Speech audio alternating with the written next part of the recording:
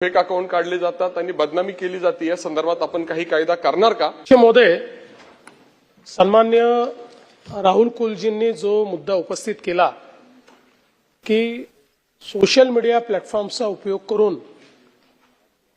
कुठल्याही पुराव्याविना बदनामी करणे हे खूप मोठ्या प्रमाणात वाढलेलं आहे आणि समाजातल्या सगळ्या स्तरातल्या लोकांना त्याचा सामना करावा लागतो, महिलांना तर विशेषतः करावा लागतो.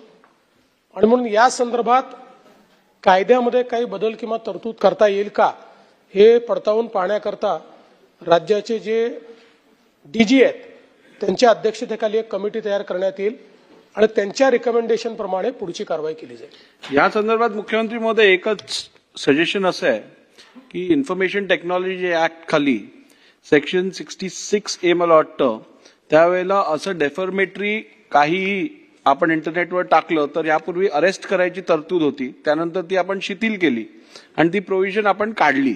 तर आता ही वाढतं प्रमाण बघून तशी प्रोव्हिजन परत आणण्याची गरज आहे का यावरती परत लक्ष देणं आवश्यक आहे. मुळामध्ये आपल्याला कल्पना आहे की हा जो कायदा आहे या कायद्यामध्ये सर्वोच्च न्यायालयाने काही त्याच्यामध्ये निर्णय दिले आणि त्या निर्णयांमुळे एक प्रकारे या कायद्याची इफेक्टिव्हिटी कमी झाली आहे.